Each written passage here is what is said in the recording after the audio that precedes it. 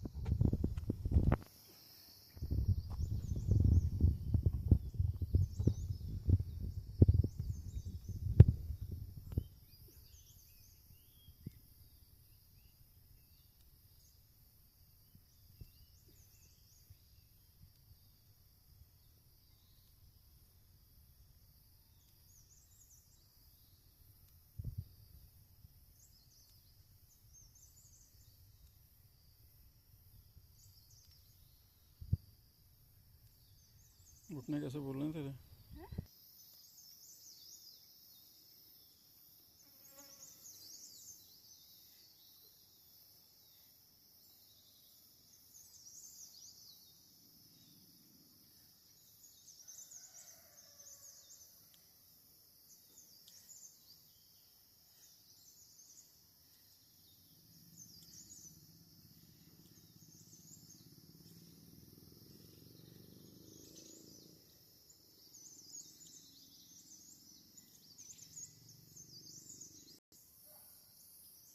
छाती नीचे,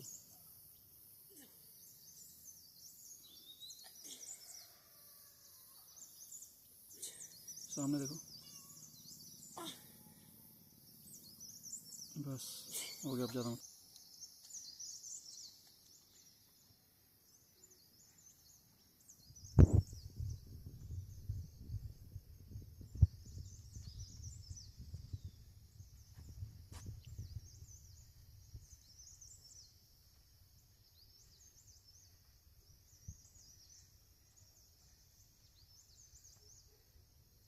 हाथ सीधा स्टेबल अप।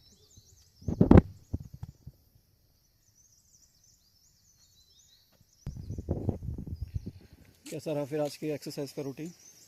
बढ़िया बढ़िया। हाँ, आई थिंक आज थोड़ा एनर्जी में कमी थी। अच्छा मैं भी कल फास्ट था। अच्छा, फास्ट भी लेती हो तुम? यस। फास्ट लेने का क्या औचित्य है, धार्मिक रूप से या फिर ऐसा कुछ नहीं है, अपनी सेहत के लिए? सेहत फास्टिंग के लिए इज भी नहीं नेसेसरी? कहूँगी। ये मैंने अपनी आस्था के लिए बोला था।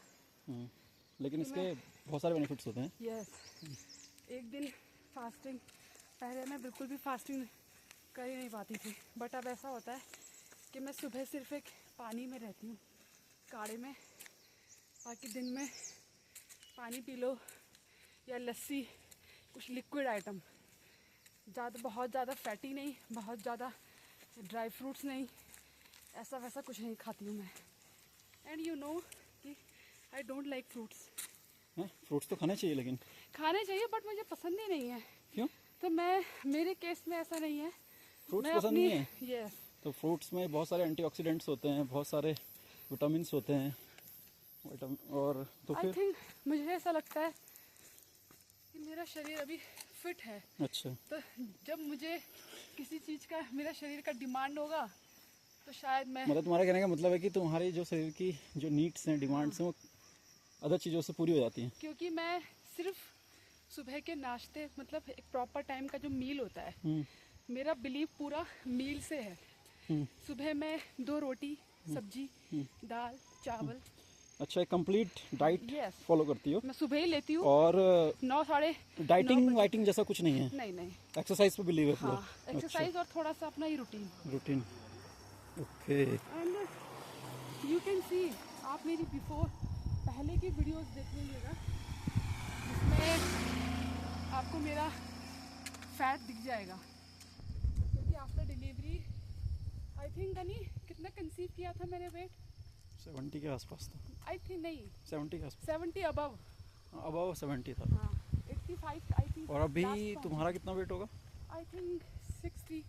10 kg। हाँ। एंड वेट लॉस करने के लिए मैंने कुछ वो नहीं किया, और मैंने अपने बच्चे को पूरा 3 इयर्स फीड किया है और मैंने प्रॉपर डाइट ली है। डाइट लेने का मतलब ये नहीं है आपको पतला होना है तो आप खाना खाना छोड़ दो, बिल्कुल नहीं। खाना खाना अगर आप छोड़ोगे तो आपका फेस में जो रिंकल्स हैं वो पड़ जाएंगी।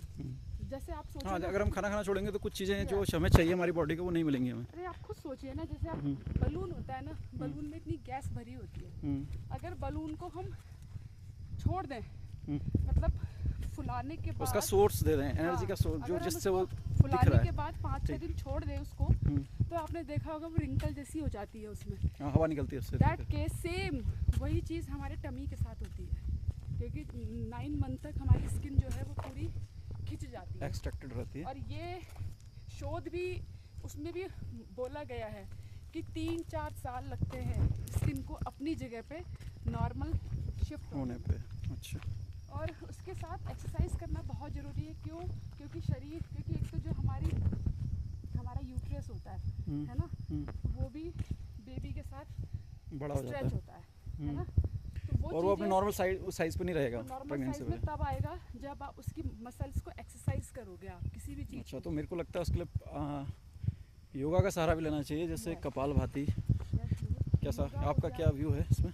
मेरा एक्चुअली क्या है, देखो मैं एक्सरसाइज और योगा में दोनों पे बिलीव करती हूँ, मैं दोनों करती हूँ। अच्छा, आप योगा भी करती हैं? हाँ, अभी मैंने एक्सरसाइज करी, अभी मैं घर पहुँचूँगी, फटाफट मैं थोड़े आसन करती हूँ, जैसे भुजंग आसन हो गया और एक I don't know it's name, ये ऐसे करके इससे क्या होता है, ये सब क्रियाकासन। यस, स्ट्रेचिंग हो जाती है, वो चीज़ मैं करती हूँ। और एंकल को ट्विस्ट करना, सूक्ष्म व्यायाम बोलते हैं जिनको। मतलब आपने यहाँ पर हार्डकोर एक्सरसाइज करी, उसके बाद आप घर जाके मतलब जिन मसल्स को आपने टोन किया, मतलब जिनमें खिंचाव आया है, तो उनको रिलैक्स भी करना है। और वो हम रिलैक्स कैसे करेंगे? योगा से। योगा करती हूँ। और ओके। एंड कई लोग मैंने देखा है, बहुत सारे लोग क्या करते हैं कि अरे भाई हमने एक्सरसाइज कर ली, घर जाते हैं और बैठ जाते हैं। वही रूटीन खाना शुरू हो जाता है। अच्छा। मतलब एक तो कुछ काम नहीं किया, बैठे रहे खा। और मैं अपने घर के, पता है आपको मजे की बात, मैं अपने घर के सारे काम खुद करती हूँ। ये अच्छा, मतलब झाड़ू पोछा सब चीज़। मेरा मॉर्निंग रूटीन है, 3:30 में उठ जाती हूँ। Oh my God, 3:30? यस, 3:30 उठ के पहले भगवान को स्मरण करती हूँ, फिर उसके बाद झाड़ू लगाती हूँ, पूरे घर में झाड़ू पोछा अपने आप ही? यस। और मैं चीज़ें अच्छा। बिलीव करती हूँ। मतलब आप इसके लिए किसी हेल्पिंग हैंड को रख सकते हो? नो रख सकते हो, लेकिन आप नहीं रखते हो। क्यों? अगर मैं उसको रखूँगी तो यार मेरी हालत तो ख़राब हो जाएगी ना। आप देख रहे हैं आजकल के ज़माने में अधिकतर औरतों को फ्रोजन शोल्डर की शिकायत हो जा रही है। क्यों? क्योंकि जब आप पोछा लगाते हो ना तो आपकी पूरी बॉडी मूव होती है। नहीं, अपना घर का काम करने में क्या दिक्कत है? हाँ, वो मेरा वृंदावन है, मैं उसको अपना वृंदावन मानती हूँ। अच्छा, इस क्योंकि मेरे वृंदावन से मतलब आप मैं अपने घर को आप वृंदावन कृष्ण को मानती हैं, मतलब Yes. आप वृंदावन सबका आपने यूज़ किया। मेरे घर में नहीं, ठाकुर जी के घर में उनकी सेवा होती है, हम उनके दास हैं, हम सेवा करते हैं। और मेरा मानना यह है कि मेरे लिए वही मेरा वृंदावन है, जहाँ मेरे ठाकुर जी विराजमान है, जहाँ मेरे राधा रमण लाल जी, वो सिर्फ मेरी स्मृतियों में हैं और मैं उनको नित्य अपने मंदिर में देखती हूँ। और एंड एक चीज़ और हम सात्विक हैं, है ना? अच्छा। सात्विक, हम लोग लहसुन वगैरह हम कुछ नहीं खाते हैं। अब कभी हम बाहर जाते हैं तो फिर मजबूरी होती है कि मैं ऐसा नहीं बोलूँगी पूरी तरीके से, क्योंकि बाहर आप कहीं जा रहे हो तो आप किसी से ये नहीं कह सकते हो, है ना, क्योंकि वो अपने अकॉर्डिंग खाना बनाता है तो हम खा लेते हैं। बट जहाँ पर पॉसिबल होता मतलब है, हमारे घर में कान्हा जी हैं तो हम घर के अंदर यूज़ नहीं करते इन चीज़ों को। हम घर के अंदर लहसुन प्याज, ठीक है, अपनी अपनी आस्थाएं हैं, कुछ अपने अपने नहीं। तरीके हैं, वो हाँ। कोई दिक्कत नहीं है। भगवान मैं- नहीं बोलता हमसे कोई ये खाओ या हम ये मत चाहते खाओ, हैं कि लेकिन नहीं खाना है। हम अपने ठाकुर जी के करीब जाएं। जनरली मतलब हम इन चीज़ों का कंज्यूम इसलिए नहीं करते शायद कि क्योंकि वो ये ठाकुर तामसिक जी- प्रवृत्ति हाँ। को बढ़ाते हैं। तामसिक प्रवृत्ति भी कह सकते हो ना? आप, क्योंकि ठाकुर जी का जो अधरामृत होता है ना, उनका जो प्रसाद होता है, उस खाने का सुख ही कुछ और होता है। अच्छा, वो खाना कुल जो मिला के सुख होता मतलब चलिए आज के लिए इतना काफ़ी है। तो आज के व्लॉग में हमें ये पता चला है कि ये पता चला है कि हेल्थ का मतलब सिर्फ हेल्थ से नहीं है, मेंटल हेल्थ भी बहुत ज़रूरी है और एक रिलीजियस हेल्थ भी है। मतलब ये आप टर्म आपने कभी कोई नहीं किया हो, कहीं सुना नहीं हो, लेकिन मैं बोल रहा हूँ रिलीजियस हेल्थ। रिलीजियस हेल्थ का मतलब है धार्मिक रूप से आप कितना आप अपने आप को पहचानते हैं, कितना हम जानते हैं। जय Shri Radhe. India will never be without God, ठीक है। तो भैया इंडिया है तो इंडिया है, मानना पड़ेगा। लेकिन बहुत अच्छा लगा हनी जी आपसे बात करके आज, और समझ में आया कि हाँ कि चीज़ें किस तरीके से होती हैं लाइफ में। और ये जो हम वीडियो है, ये इसलिए वीडियो नहीं डाला जा रहा है कि हम कुछ अर्न करना चाहते हैं या कुछ इसमें वो कर रहे हैं। हम बस इस चीज़ के लिए, आपने हर जगह देखा होगा सोच है कि लोग बोलते हैं कि मेरे वीडियो को लाइक कर दीजिए, कमेंट कर दीजिए। वो नहीं चाहिए। ये एक प्लेटफॉर्म मिला है एक सोशल मीडिया का, ठीक है, जहाँ से हम अपनी लाइफ में जो भी चीज़ें होती हैं उनको सीखें।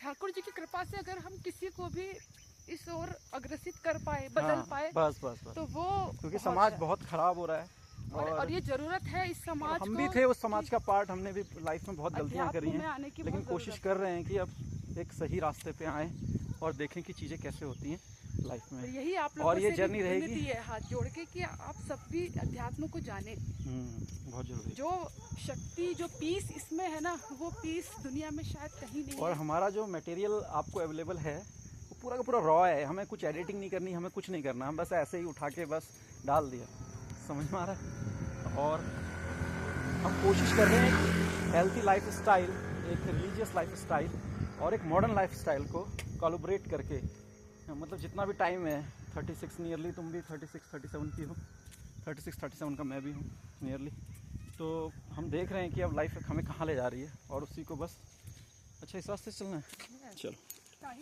चलिए फिर ठीक है, ओके, आज के लिए इतना काफ़ी है, मिलते हैं बाद में आपसे, ओके बाय।